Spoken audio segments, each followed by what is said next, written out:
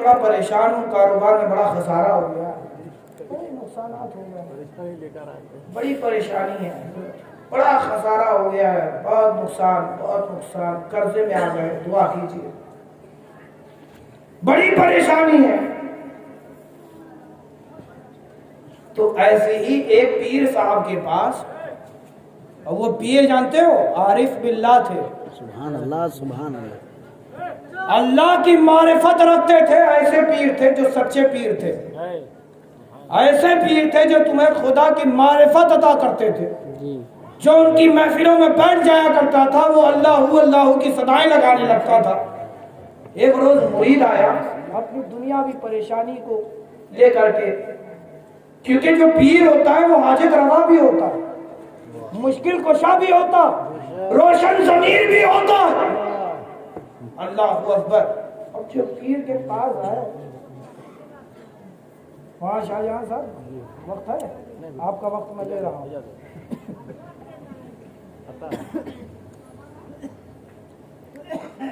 तो पीर के पास मुरीद आया, कहने लगा हुजूर बड़ी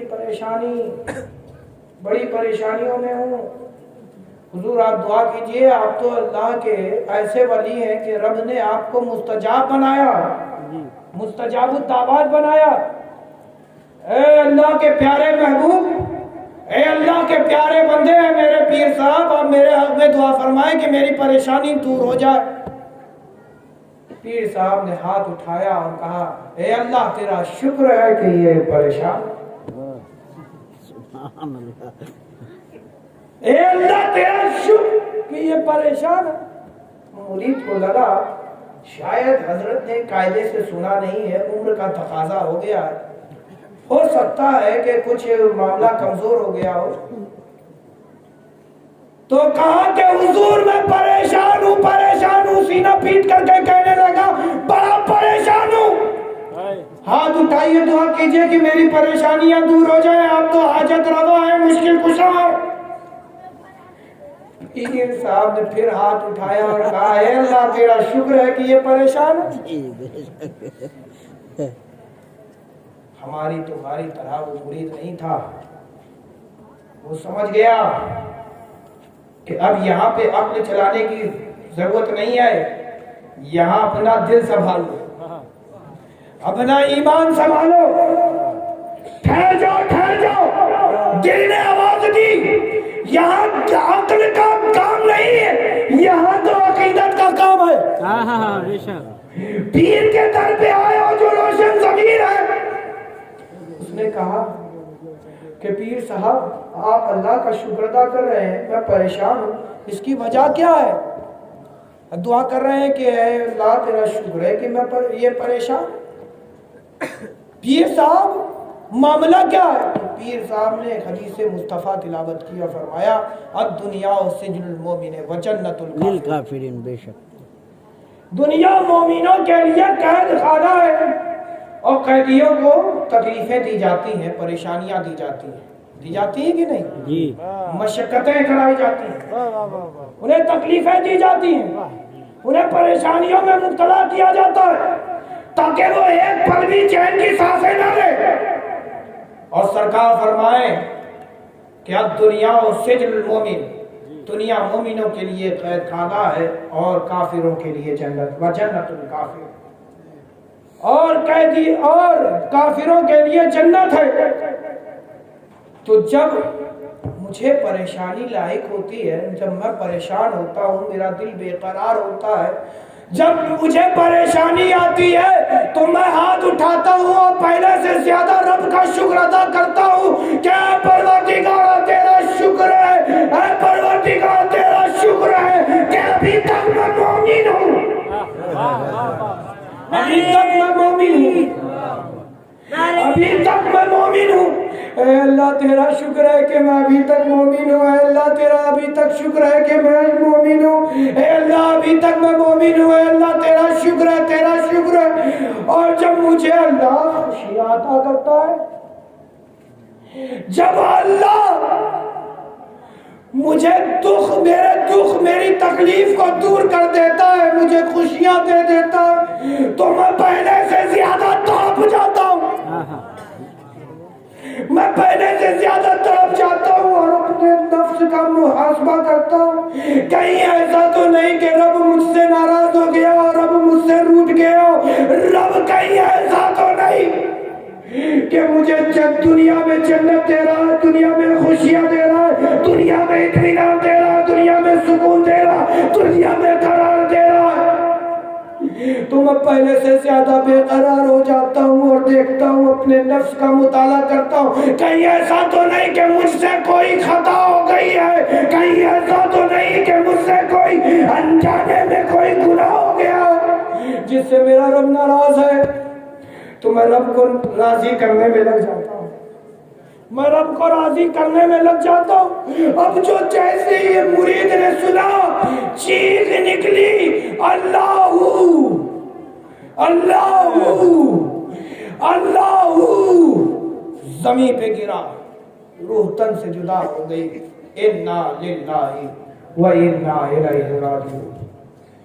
इधर रूह तन से जुदा हुई थी कि एक फरिश्ता नमदार हुआ और वो पीर साहब से कहता है कि मैं खुदा की जानिब से आया हूँ, आपके इस मुरीद को लेने के लिए आया हूँ और रब ने मुझे हुक्म दिया है कि मेरे इस बंदे से पूछना क्या वो अपने इस मुरीद से, अपने इस गुलाम से राजी है या नहीं है, राजी है या नहीं है। अगर ये राजी है तो समझ लो इस बंदे से मैं भी राजी हूँ। अगर ये इससे नाराज है तो समझ लो मैं भी इससे नाराज हूँ। अल्लाह अकबर, अल्लाह अकबर। जानना चाहते हो वो पीर साहब कौन थे कि जिनका ये मकाम कि अल्लाह की रजा उस बंदे में है और बंदा चाहता है रजा इलाही। जानना चाहते हो पीर साहब वो कौन थे? अजीजान गिरामी, वो कोई और नहीं, हजरत जाफर सादिक थे। हजरत जाफर सादिक थे। अजीजान गिरामी, कौन है हजरत जाफर सादिक? इमाम आजम अबू हनीफा के पीर मुर्शिद, इमाम हुसैन के पोते हैं।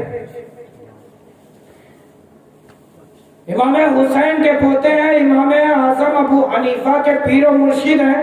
और इमाम आजम अबू हनीफा से उम्र काफी हो गई थी, तो पूछा किसी ने, हकीकतमंद ने पूछा, किसी हनफी ने पूछा। हनफी है ना, हनफी इबादत, तो इसलिए मैं ये बात लाना चाह रहा था। इमाम आजम से पूछा कि अरे इमाम ये बताइए कि आपकी उम्र कितनी? कहा 2 साल।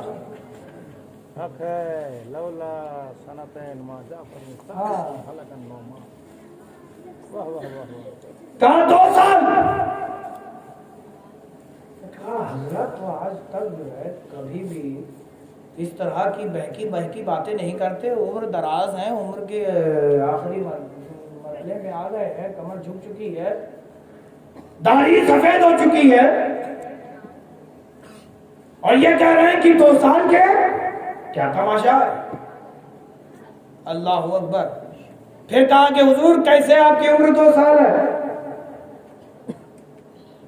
कहा कि मैं अपनी उम्र 2 साल इसलिए कह रहा हूं क्योंकि अगर मैं हज़रत जाफर सादिक की खिदमत में 2 साल अपनी जिंदगी के ना गुजारता तो नुमान इब्न साबित कब का हलाक हो चुका होता,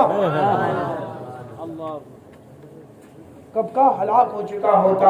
तो ऐ मेरे प्यारों, बड़े खुशनसीब हो कि तुम्हें हज़रत जाफर सादिक जैसी अजीम तरीन शख्सियत की निस्बत हासिल है, तुम अशरफी हो चुके हो।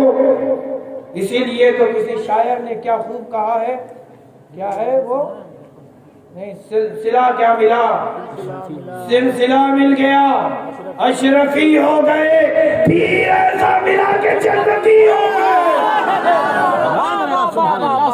पीर ऐसा मिला जन्नती हो गए। आला हज़रत शफी मियां अलैहि रहमत व रिज़वान फरमाते हैं, अशरफी नाज कर तू अपने अशरफ पर, कौन पाता है खानदान ऐसा। है सुभान अल्लाह, नारे तकबीर, नारे रिसालत, नारे